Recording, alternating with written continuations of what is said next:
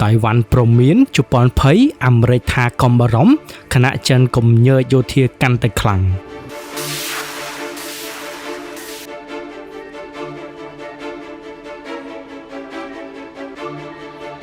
ជប៉ុនបានបញ្ជាក់នៅថ្ងៃទី31ខែធ្នូថាសមយុទ្ធយោធារបស់មហាយៈចិននៅជុំវិញកោះតៃវ៉ាន់កំពុងបង្ករឿងនិងបង្កើនភាពតានតឹងកាន់តែខ្លាំងនៅច្រកសមុទ្រតៃវ៉ាន់ខណៈដែលសមយុទ្ធខ្នាតយក្សរបស់មហាយៈចិនមួយនេះធ្វើឲ្យជប៉ុនបាយមិននឹកទឹកមិនស្រែកដែលក៏មិនលក់ផងដែរអ្នកនាំពាក្យក្រសួងការបរទេសជប៉ុនលោកតូស៊ីហីរ៉ូគីតាមូរ៉ាបាននិយាយជាចំហថាសមយុទ្ធនាពេលថ្មីដែលធ្វើឡើងដោយយោធាចិនជុំវិញកោះតៃវ៉ាន់គឺជាសកម្មភាពបង្កើនភាពតានតឹងនៅទូទាំងច្រកសមុទ្រតៃវ៉ាន់ហើយរដ្ឋាភិបាលជប៉ុនបានបង្ហាញការព្រួយបារម្ភរបស់ខ្លួនទៅកាន់ភាគីចិនលោកបន្ថែមថាសន្តិភាពនិងស្ថិរភាពនៅទូទាំងច្រកសមុទ្រតៃវ៉ាន់មានសារៈសំខាន់ណាស់សម្រាប់សហគមន៍អន្តរជាតិទាំងមូលមែនទែនទៅសមយុទ្ធខ្នាតយក្សរបស់ចិននេះគឺកាត់ឡើងក្រោយពេលទំនាក់ទំនងរវាងជប៉ុនជាមួយចិនកាន់តែដុនដាបទៅក្នុងពេលប្រមាណសប្តាហ៍កន្លងទៅនេះបន្ទាប់ពីនាយករដ្ឋមន្ត្រីជប៉ុនថ្មីគឺលោកស្រីសាណាតាកេឈី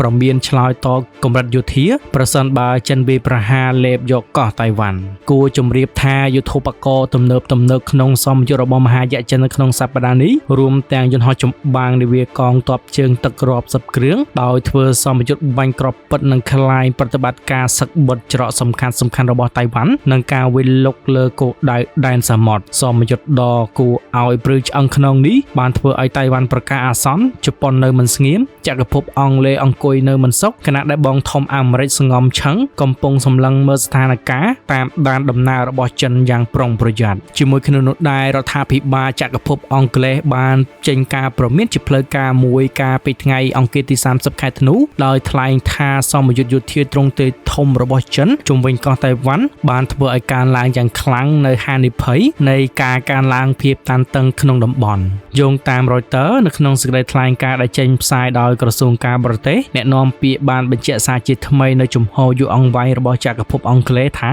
បញ្ហាតៃវ៉ាន់ត្រូវបានដោះស្រាយដោយសន្តិវិធីក្រសួងក៏បានលើកឡើងថាសមយុទ្ធយោធារបស់ចិនជុំវិញកោះតៃវ៉ាន់ក្នុងសប្តាហ៍នេះបានបង្កើនភាពតានតឹងឆ្លងកាត់ច្រកសមុទ្រនិងហានិភ័យនៃការកើនឡើងចំនួនព្រមទាំងបានអំពាវនាវឲ្យគ្រប់ភាគីទាំងអស់រក្សាការអត់ធ្មត់និងជៀសវាងការប៉ុនប៉ងឯកតោភាគីណាមួយក្នុងការផ្លាស់ប្ដូរស្ថានភាពបច្ចុប្បន្នសេចក្តីថ្លែងការណ៍នេះធ្វើឡើងបន្ទាប់ពីការចាប់ផ្ដើមនៃលំហាត់យោធា Justice Mission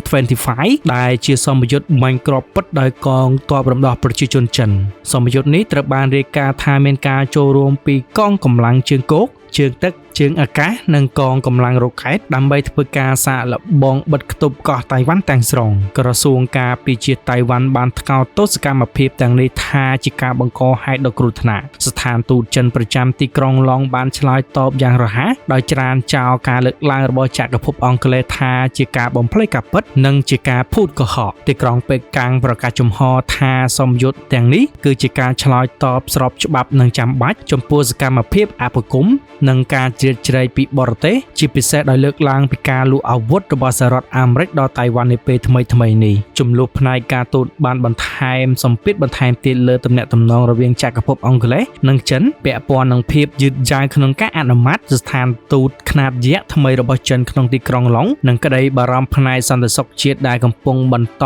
ពាក់ព័ន្ធនឹងបញ្ហាចារកម្មបន្ថែមពីលើនេះប្រធានាធិបតីកោះតៃវ៉ាន់លោកឡៃឈីងតេបាននិយាយនៅថ្ងៃប្រហ័សទី1ខែមករាឆ្នាំ2026នេះថាតៃវ៉ាន់បដិញ្ញាការពារអធិបតេយ្យភាពរបស់ខ្លួននិងជំរុញវិស័យការពារជាតិរបស់ខ្លួនឲ្យកាន់តែខ្លាំងប្រឈមមុខនឹងការពង្រីកសម្ពាធកាន់តែជាកើនឡើងរបស់ចិនបន្ទាប់ពីទីក្រុងប៉េកាំងបានបញ្ចប់ការធ្វើសមយុទ្ធទ្រង់ទ្រាយធំយោងតាមការដកស្រង់ពីទីភ្នាក់ងារសារព័ត៌មាន Reuters ប្រធានាធិបតីតៃវ៉ាន់បាននិយាយនៅក្នុងសន្ទរកថាឆ្នាំថ្មីដែលផ្សាយផ្ទាល់ពីការិយាល័យប្រធានាធិបតីនៅក្នុងទីក្រុងតៃប៉េថាសហគមន៍អន្តរជាតិកំពុងមើលថាតើប្រជាជនតៃវ៉ាន់មានដំណោះស្រាយដើម្បីការពារខ្លួនឬអត់លោកឡៃបាននិយាយថាក្នុងនាមជាប្រធានាធិបតីជំហររបស់ខ្ញុំតែងតែមានភាពច្បាស់លាស់នោះគឺដើម្បីការពារយ៉ាងម៉ឺងម៉ាត់នៅអធិបតេយ្យភាពជាតិនិងពង្រឹងការការពារជាតិលោកបាននិយាយថាដោយបង្ហាញឲ្យឃើញពីតម្រូវការក្នុងការបង្កើននយោបាយការពារជាតិដោយជំរុញឲ្យភាគីប្រឆាំងគាំទ្រផែនការរបស់គាត់ក្នុងការជំរុញការចំណាយលើវិស័យការពារជាតិរបស់ តៃវ៉ាន់ចំនួន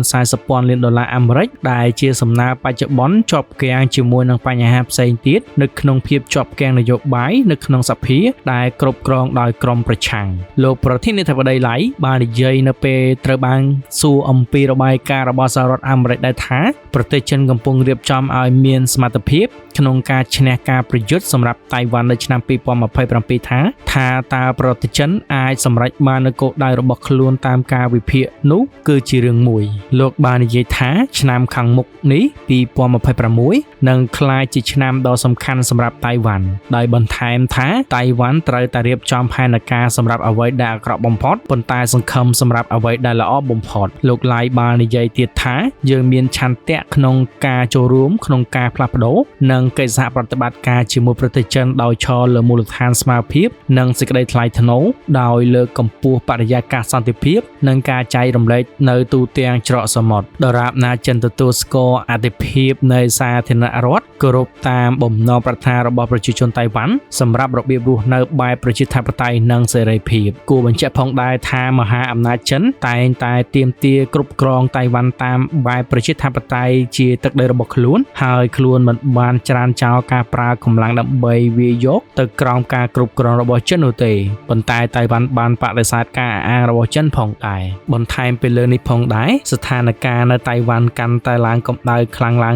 ងដោយពេលនេះប្រទេសចិនបានគំរាមខ្លាំងចំពោះនរណាហ៊ានលូកដៃចូលគាំទ្រការបំបែកខ្លួនរបស់កោះមួយនេះហើយបដិញ្ញាតបតទៅអាមេរិកផងដែរដោយលក់អាវុធឲ្យកោះតៃវ៉ាន់តាមការផ្សាយរបស់ AFP រដ្ឋមន្ត្រីការបរទេសចិនលោកវ៉ាងយីបានប្រកាសក្នុងទីក្រុងប៉េកាំងកាលពីថ្ងៃអង្គារទី30ខែធ្នូឆ្នាំ2025ថាឆ្នាំនេះសកលភាវូបនីយកម្មសេដ្ឋកិច្ចបានរងការវាយប្រហារយ៉ាងធ្ងន់ធ្ងរហើយសង្គ្រាមពន្ធដារបានបង្កការរំខានខ្លាំងណាស់ដល់សណ្ដាប់ធ្នាប់ពាណិជ្ជកម្មអន្តរជាតិនៅចំពោះមុខស្ថានភាពដ៏ច្របូកច្របល់សម្រាប់សន្តិភាពពិភពលោកប្រទេសចិនគឺជាបង្គោលគ្រឹះនៃស្ថិរភាពលោកលើកឡើងថាដើម្បីឆ្លើយតបទៅនឹងការញុះញង់ជាបន្តបន្ទាប់ពីសំណាក់កងកម្លាំងទាមទារឯករាជ្យនៅកោះតៃវ៉ាន់និងការលូកអាវុធក្នុងទ្រង់ទ្រាយធំរបស់សហរដ្ឋអាមេរិកទៅឲ្យតៃវ៉ាន់យើងសូមប្រឆាំងដាច់ខាតនិងវិបកទៅវិញក្នុងកម្រិតខ្លាំងក្លាបំផុតស្របពេលជាមួយគ្នានោះឯកអគ្គរដ្ឋទូតចិនប្រចាំកម្ពុជាលោកវ៉ាងវ៉េនប៊ីនបានបង្ហោះសារនៅលើបណ្ដាញសង្គម Facebook ដោយលើកឡើងថាសមយុទ្ធ Justice Mission 2025របស់កងរំដោះប្រជាជនចិន PLA នៅក្បែរកោះតៃវ៉ាន់គឺជាសកម្មភាពដាក់ទណ្ឌកម្មនិងរារាំងប្រឆាំងកងកម្លាំងអបគមដែលស្វែងរកឯករាជ្យភាពឲ្យតៃវ៉ាន់តាមរយៈការកសាងកម្លាំងយោធាហើយក៏ជាវិធានការចាំបាច់ដើម្បីការពារអធិបតេយ្យភាពជាតិនិងបូរណភាពទឹកដីរបស់ប្រទេសចិនផងដែរដើម្បីជំរុញរបៀបវារៈអបគមរបស់ខ្លួនអាជ្ញាធរបកចម្រើនប្រជាជនធិបតេយ្យ DPP កំពុងប្រែក្លាយតៃវ៉ាន់ឲ្យក្លាយទៅជាធុងរំសាវលោកបន្តថាការទិញអាវុធយ៉ាងកំហុសនិងដោយអស់សង្ឃឹមរបស់ពួកគេបានលាតត្រដាងកាន់តែច្បាស់នៅធាតុពិតរបស់ពួកគេថាជាអ្នកញុះញង់អ្នកបំផ្លាញសន្តិភាពនិងអ្នកបង្កសង្គ្រាមជនណាក៏ដោយដែលព្យាយាមបំពាក់អាវុធឲ្យតៃវ៉ាន់ដើម្បីរារាំងប្រទេសចិននឹងមានតែធ្វើឲ្យពួកអបគមកាន់តែមានចិត្តក្លាហាននិងរុញច្រានច្រកសមុទ្រតៃវ៉ាន់ឲ្យរត់តែខិតចិត្តទៅរកគ្រោះថ្នាក់នៃចំនួនប្រដាប់អាវុធតែប៉ុណ្ណោះបញ្ហាតៃវ៉ាន់គឺជាចំណុចស្នូលនៃផលប្រយោជន៍ស្នូលរបស់ចិន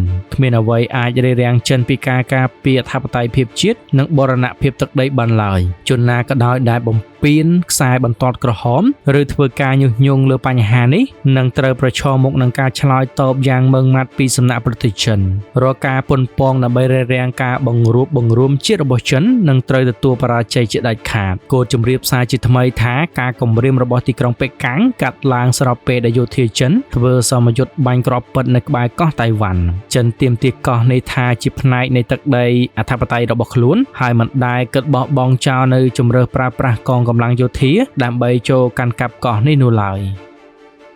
ជប៉ុនបានបញ្ជាក់នៅថ្ងៃទី31ខែធ្នូថាសមយុទ្ធយោធារបស់មហាយៈចិននៅជុំវិញកោះតៃវ៉ាន់កំពុងបង្ករឿងនិងបង្កើនភាពតានតឹងកាន់តែខ្លាំងនៅច្រកសមុទ្រតៃវ៉ាន់ខណៈដែលសមយុទ្ធខ្នាតយក្សរបស់មហាយៈចិនមួយនេះធ្វើឲ្យជប៉ុនបាយមិននឹកទឹកមិនស្រែកដែលក៏មិនលក់ផងដែរអ្នកនាំពាក្យក្រសួងការបរទេសជប៉ុនលោកតូស៊ីហេរ៉ូគីតាមូរ៉ាបាននិយាយជាចំហថាសមយុទ្ធនាពេលថ្មីដែលធ្វើឡើងដោយយោធាចិនជុំវិញកោះតៃវ៉ាន់ គឺជាសកម្មភាពបង្កើនភាពតានតឹងនៅទូទាំងច្រកសមុទ្រតៃវ៉ាន់ហើយរដ្ឋាភិបាលជប៉ុនបានបង្ហាញការព្រួយបារម្ភរបស់ខ្លួនទៅកាន់ភាគីចិនលោកបន្ថែមថាសន្តិភាពនិងស្ថិរភាពនៅទូទាំងច្រកសមុទ្រតៃវ៉ាន់មានសារៈសំខាន់ណាស់សម្រាប់សហគមន៍អន្តរជាតិទាំងមូលមែនទែនទៅសម្ពាធខ្នាតយក្សរបស់ចិននេះគឺកាត់ឡើងក្រោយពេលទំនាក់ទំនងរវាងជប៉ុនជាមួយចិនកាន់តែដុនដាបទៅក្នុងពេលប្រមាណសប្តាហ៍កន្លងទៅនេះបន្ទាប់ពីនាយករដ្ឋមន្ត្រីជប៉ុនថ្មីគឺលោកស្រីសាណាតាកេឈីប្រមានឆ្លើយតបកម្រិតយោធាប្រសិនបើចិនវាយប្រហារលេបយកកោះតៃវ៉ាន់គួរជម្រាបថាយុទ្ធោបករណ៍ទំនើបក្នុងសម្យុទ្ធរបស់មហាយក្សចិននៅក្នុងសប្តាហ៍នេះរួមទាំងយន្តហោះចម្បាំងនាវាកងទ័ពជើងទឹករាប់សិបគ្រឿងដោយធ្វើសម្យុទ្ធបាញ់គ្រាប់ពិតនិងខ្លាយប្រតិបត្តិការសឹកបុតច្រកសំខាន់របស់តៃវ៉ាន់និងការវិលុកលើគោលដៅដែនសមុទ្រសម្យុទ្ធដ៏គួរឲ្យព្រឺឆ្អឹងខ្នងនេះបានធ្វើឲ្យតៃវ៉ាន់ប្រកាសអាសន្នជប៉ុននៅមិនស្ងៀមចក្រភពអង់គ្លេសអង្គុយនៅមិនសុខខណៈដែលបងធំអាមេរិកស្ងំឆឹងកំពុងសម្លឹងមើលស្ថានភាពតាមដានដំណើររបស់ចិនយ៉ាងប្រុងប្រយ័ត្នជាមួយគ្នានោះដែររដ្ឋាភិបាលចក្រភពអង់គ្លេសបានចេញការព្រមានជាផ្លូវការមួយកាលពីថ្ងៃអង្គារទី30ខែធ្នូដោយថ្លែងថាសម្ពយុទ្ធយោធាទ្រង់ទ្រាយធំរបស់ចិនជុំវិញកោះតៃវ៉ាន់បានធ្វើឲ្យការឡើងយ៉ាងខ្លាំងនៅហានិភ័យនៃការកើនឡើងភាពតានតឹងក្នុងតំបន់យោងតាម Reuters នៅក្នុងសេចក្តីថ្លែងការណ៍ដែលចេញផ្សាយដោយក្រសួងការបរទេសអ្នកនាំពាក្យបានបញ្ជាក់សារជាថ្មីនៅជំហរយូរអង្វែងរបស់ចក្រភពអង់គ្លេសថាបញ្ហាតៃវ៉ាន់ត្រូវបានដោះស្រាយដោយសន្តិវិធីក្រសួងក៏បានលើកឡើងថាសម្ពយុទ្ធយោធារបស់ចិនជុំវិញកោះតៃវ៉ាន់ក្នុងសប្តាហ៍នេះបានបង្កើនភាពតានតឹងឆ្លងកាត់ច្រកសមុទ្រនិងហានិភ័យនៃការកើនឡើងចំនួនព្រមទាំងបានអំពាវនាវឲ្យគ្រប់ភាគីទាំងអស់រក្សាការអត់ធ្មត់និងជៀសវាងការប៉ុនប៉ងឯកតោភាគីណាមួយក្នុងការផ្លាស់ប្ដូរស្ថានភាពបច្ចុប្បន្នសេចក្តីថ្លែងការណ៍នេះធ្វើឡើងបន្ទាប់ពីការចាប់ផ្ដើមនៃលំហាត់យោធា Justice Mission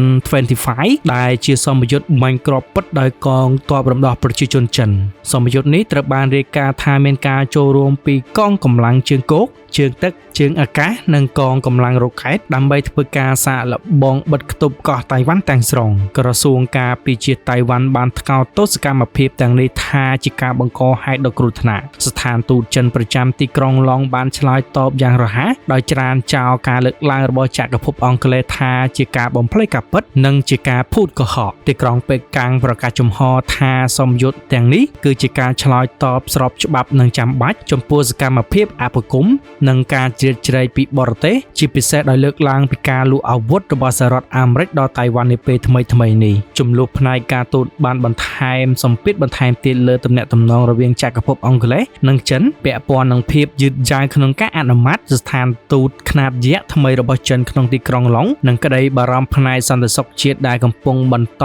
ពាក់ព័ន្ធនឹងបញ្ហាចារកម្មបន្ថែមពីលើនេះប្រធានាធិបតីកោះតៃវ៉ាន់លោកឡៃជីងតេបាននិយាយនៅថ្ងៃប្រហ័សទី1ខែមករាឆ្នាំ2026នេះថាតៃវ៉ាន់បដិញ្ញាការពារអធិបតេយ្យភាពរបស់ខ្លួននិងជំរុញវិស័យការពារជាតិរបស់ខ្លួនឲ្យកាន់តែខ្លាំងប្រឈមមុខនឹងការពង្រីកសម្ពាធកាន់តែជាកើនឡើងរបស់ចិនបន្ទាប់ពីទីក្រុងប៉េកាំងបានបញ្ចប់ការធ្វើសម្ពយុទ្ធទ្រង់ទ្រាយធំយោងតាមការដកស្រង់ពីទីភ្នាក់ងារសារព័ត៌មាន Reuters ប្រធានាធិបតីតៃវ៉ាន់បាននិយាយនៅក្នុងសន្ទរកថាឆ្នាំថ្មីដែលផ្សាយផ្ទាល់ពីការិយាល័យប្រធានាធិបតីនៅក្នុងទីក្រុងតៃប៉េថាសហគមន៍អន្តរជាតិកំពុងមើលថាតើប្រជាជនតៃវ៉ាន់មានដំណោះស្រាយដើម្បីការពារខ្លួនឬអត់លោកឡៃបាននិយាយថាក្នុងនាមជាប្រធានាធិបតីជំហររបស់ខ្ញុំតែងតែមានភាពច្បាស់លាស់នោះគឺដើម្បីការពារយ៉ាងម៉ឺងម៉ាត់នៅអធិបតេយ្យភាពជាតិនិងពង្រឹងការការពារជាតិលោកបាននិយាយថាដោយបង្ហាញឲ្យឃើញពីតម្រូវការក្នុងការបង្កើននយោបាយការពារជាតិដោយជំរុញឲ្យភាគីប្រឆាំងគាំទ្រផែនការរបស់គាត់ក្នុងការជំរុញការចំណាយលើវិស័យការពារជាតិរបស់តៃវ៉ាន់ចំនួន$40,000 លានអាមេរិកដែលជាសំណើបច្ចុប្បន្នជាប់គាំងជាមួយនឹងបញ្ហាផ្សេងទៀតនៅក្នុងភាពជាប់គាំងនយោបាយនៅក្នុងសភាដែលគ្រប់គ្រងដោយក្រុមប្រឆាំងលោកប្រធានាធិបតីឡៃបាននិយាយនៅពេលត្រូវបានសួរអំពីរបាយការណ៍របស់សហរដ្ឋអាមេរិកដែលថាប្រទេសចិនកំពុងរៀបចំឲ្យមានសមត្ថភាព ក្នុងការឈ្នះការប្រយុទ្ធសម្រាប់តៃវ៉ាន់នៅឆ្នាំ2027ថាតើប្រទេសចិនអាចសម្រេចបាននូវគោលដៅរបស់ខ្លួនតាមការវិភាគនោះគឺជារឿងមួយលោកបាននិយាយថាឆ្នាំខាងមុខនេះ2026នឹងក្លាយជាឆ្នាំដ៏សំខាន់សម្រាប់តៃវ៉ាន់ដោយបន្ថែមថាតៃវ៉ាន់ត្រូវតែរៀបចំផែនការសម្រាប់អ្វីដែលអាក្រក់បំផុតប៉ុន្តែសង្ឃឹមសម្រាប់អ្វីដែលល្អបំផុតលោកឡាយបាននិយាយទៀតថាយើងមានឆន្ទៈក្នុងការចូលរួមក្នុងការផ្លាស់ប្ដូរនិងកិច្ចសហប្រតិបត្តិការជាមួយប្រទេសចិនដោយឈរលើមូលដ្ឋានស្មារតីនិងសេចក្តីថ្លៃថ្នូរដោយលើកកម្ពស់បរិយាកាសសន្តិភាពនិងការចែករំលែកនៅទូទាំងច្រកសមុទ្រដរាបណាចិនទទួលស្គាល់អធិភាពនៃសាធារណរដ្ឋគោរពតាមបំណងប្រាថ្នារបស់ប្រជាជនតៃវ៉ាន់សម្រាប់របៀបរស់នៅបែបប្រជាធិបតេយ្យនិងសេរីភាពគួរបញ្ជាក់ផងដែរថាមហាអំណាចចិនតែងតែទាមទារគ្រប់គ្រងតៃវ៉ាន់តាមបែបប្រជាធិបតេយ្យជាទឹកដីរបស់ខ្លួនហើយខ្លួនមិនបានច្រានចោលការប្រើកម្លាំងដើម្បីវាយយកទៅក្រោមការគ្រប់គ្រងរបស់ចិននោះទេប៉ុន្តែតៃវ៉ាន់បានបដិសេធការអះអាងរបស់ចិនផងដែរបន្ថែមពីលើនេះផងដែរស្ថានភាពនៅតៃវ៉ាន់កាន់តែឡើងកម្ដៅខ្លាំងឡើង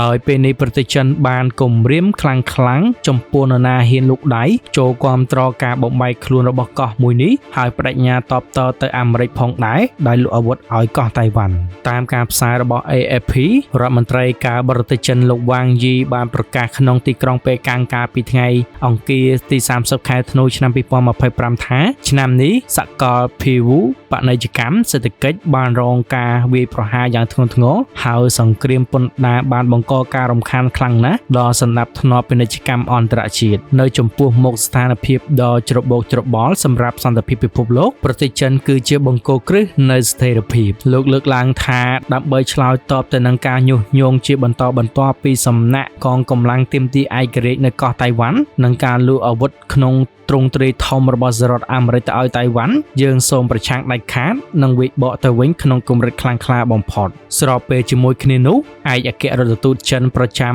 កម្ពុជាលោកវ៉ាងវ៉េនប៊ីនបានបង្ហោះសារនៅលើបណ្ដាញសង្គម Facebook ដោយលើកឡើងថាសមយុទ្ធ Justice Mission 2025របស់កងរំដោះប្រជាជនចិន PLA នៅក្បែរកោះតៃវ៉ាន់គឺជាសកម្មភាពដាក់ទណ្ឌកម្មនិងរារាំងប្រឆាំងកងកម្លាំងអបគមដែលស្វែងរកឯករាជ្យភាពឲ្យតៃវ៉ាន់តាមរយៈការកសាងកម្លាំងយោធាហើយក៏ជាវិធានការចាំបាច់ដើម្បីការពារអធិបតេយ្យភាពជាតិនិងបូរណភាពទឹកដីរបស់ប្រទេសចិនផងដែរដើម្បីជំរុញរបៀបវារៈអបគមរបស់ខ្លួនអាញាធិបតេយ្យចម្រើនប្រជាជនធិបតេយ្យ DPP កំពុងប្រែក្លាយតៃវ៉ាន់ឲ្យក្លាយទៅជាធុងរំសាវលោកបន្តថាការទិញអាវុធយ៉ាងកំហុសនិងដោយអស់សង្ឃឹមរបស់ពួកគេបានលាតត្រដាងកាន់តែច្បាស់នៅធាតុពិតរបស់ពួកគេថាជាអ្នកញុះញង់អ្នកបំផ្លាញសន្តិភាពនិងអ្នកបង្កសង្គ្រាមជនណាក៏ដោយដែលព្យាយាមបំពាក់អាវុធឲ្យតៃវ៉ាន់ដើម្បីរារាំងប្រទេសចិននឹងមានតែធ្វើឲ្យពួកអបគមកាន់តែមានចិត្តក្លាហាននិងរុញច្រានច្រកសមុទ្រតៃវ៉ាន់ឲ្យរត់តែខិតចិត្តទៅរកគ្រោះថ្នាក់នៃចំនួនប្រដាប់អាវុធតែប៉ុណ្ណោះបញ្ហាតៃវ៉ាន់គឺជាចំណុចស្នូលនៃផលប្រយោជន៍ស្នូលរបស់ចិនគ្មានអ្វីអាចរារាំងចិនពីការការពារអធិបតេយ្យភាពជាតិនិងបូរណភាពទឹកដីបានឡើយជនណាក៏ដោយដែលបំពានខ្សែបន្ទាត់ក្រហមឬធ្វើការញុះញង់លើបញ្ហានេះនឹងត្រូវប្រឈមមុខនឹងការឆ្លើយតបយ៉ាងម៉ឺងម៉ាត់ពីសំណាក់ប្រទេសចិនរាល់ការប៉ុនប៉ងដើម្បីរារាំងការបង្រួមជាតិរបស់ចិននឹងត្រូវទទួលបរាជ័យជាដាច់ខាតគោលជំរាបសារជាថ្មីថាការគម្រាមរបស់ទីក្រុងប៉េកាំងកាត់ឡើងស្របពេលដែលយោធាចិនធ្វើសមយុទ្ធបាញ់គ្រាប់ពិតនៅក្បែរកោះតៃវ៉ាន់ចិនទាមទារកោះនេះថាជាផ្នែកនៃទឹកដីអធិបតេយ្យរបស់ខ្លួនហើយមិនដែលគិតបោះបង់ចោលនៅជំរើសប្រើប្រាស់កងកម្លាំងយោធាដើម្បីចូលកាន់កាប់កោះនេះនោះឡើយ។